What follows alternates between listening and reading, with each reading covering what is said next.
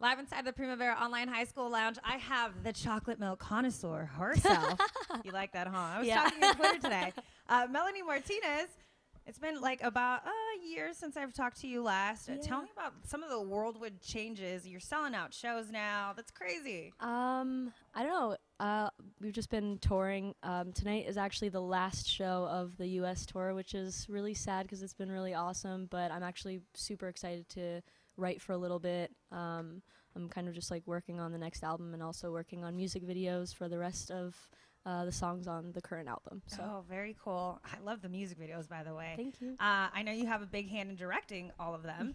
How do you look for inspiration? I feel like you already have all these things in a vault, and now they're just kind of coming out as it goes. I think that like as each song kind of comes, when it comes down to like me having to like write the video treatments for each song, I kind of just like already know what I want to make the video about. At least like the storyline is pretty clear just because I'm basing it off of the story of the song, and you know what I mean. Since they're started so themed, already. yeah, it The started video was already already. in your Exactly, head, yeah. So like usually when I'm writing music, like that's the first thing that happens. If I like have a really strong title or theme or story, the music video will kind of like show itself in my head a little bit, and then or at least just like a general story, like I said, and then I kind of go back to that original thought and also add kind of newer ideas and stuff. So very cool. The Crybaby video just came out.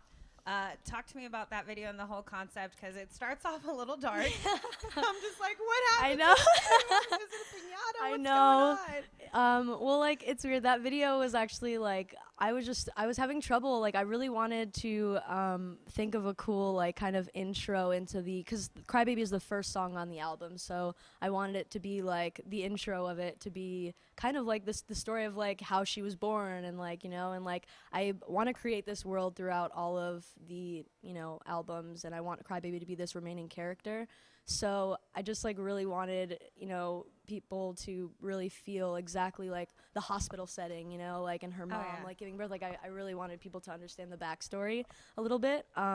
But that video is actually, the music video is like super inspired. This one part, the ending part where I cry and the room fills up with tears. Yeah, so that part is actually inspired by this movie called Alice, and it's from the 70s, and it's like this, I guess it's like this director's version of Alice in Wonderland, and it's so cool. It's the weirdest, like, just it's just super interesting, and it's all like weird, like stop motion-y, like cut out like cardboard pieces, like just really awesome and eerie and weird, and it's like one of my favorites. Chloe Tersini, actually the girl who does all of the artwork for the album, she actually put me onto the movie, and I like immediately sparked ideas. I was like, oh my god, that's like so cool. Yeah, I love the effects with you crying.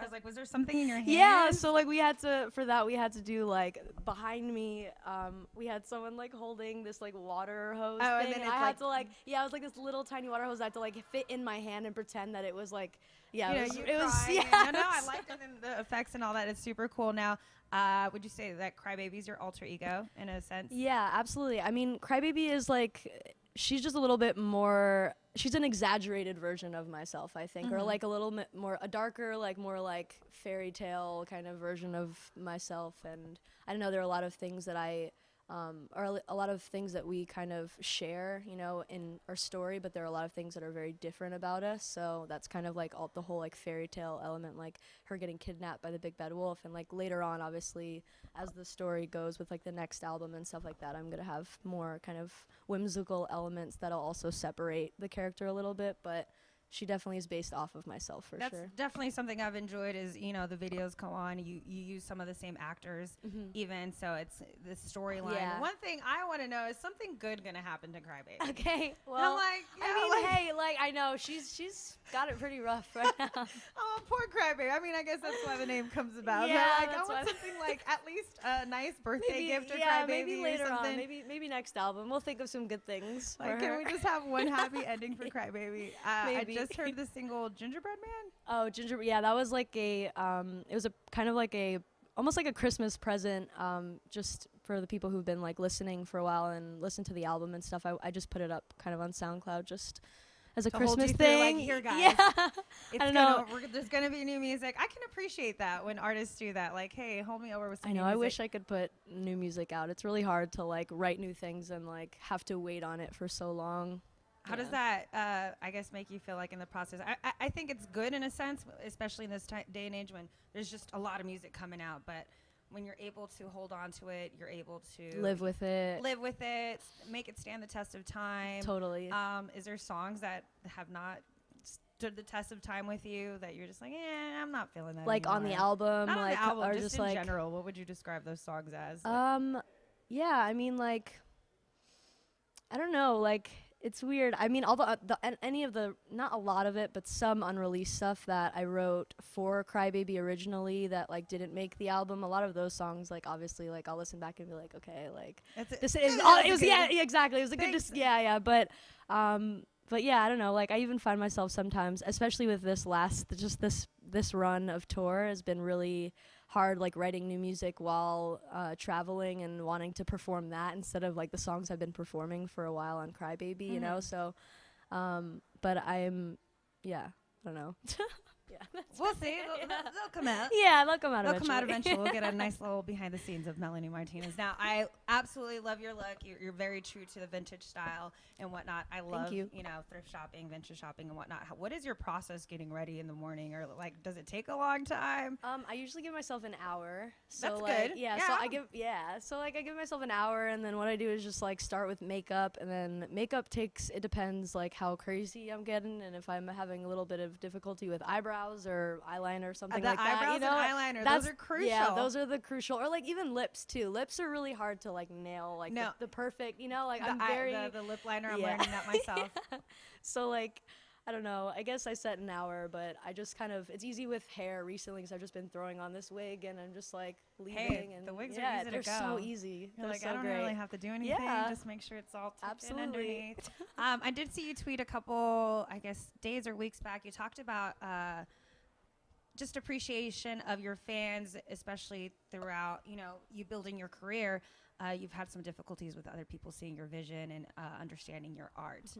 What would you say to, I guess, other fans or just other artists or just people out there in general that are having the same difficulties?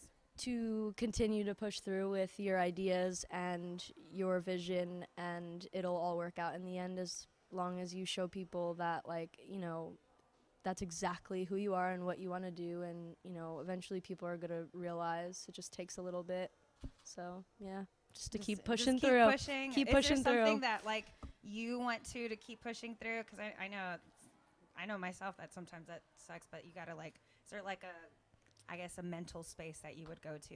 Yeah, I mean, I've had a lot of like little, you know, kind of battles here and there with like, whether it was like, you know, with like the label or something, but like there were minor things in the moment that became fine because I pushed through and like made sure that they understood exactly what I wanted. Like things like the physical packaging for the album, you know, as a new artist on a label, it's like, what I wanted or what I have now, the physical album, is not common. You know, it's not common that new artists will come in and like have the whole vision. Yeah, exactly. Or just like want so much, you know, because like that's really what it was. Obviously, like money and budget and all that and whatever. And I was kind of just like, I need this, you know, like this is my style. This is it. Who I'm true to. Yeah. I mean, it's really just because I just wanted people to, you know, be able to really look at the album as a story from beginning to end, and I felt like the storybook was like the perfect way to like really help that. So yeah.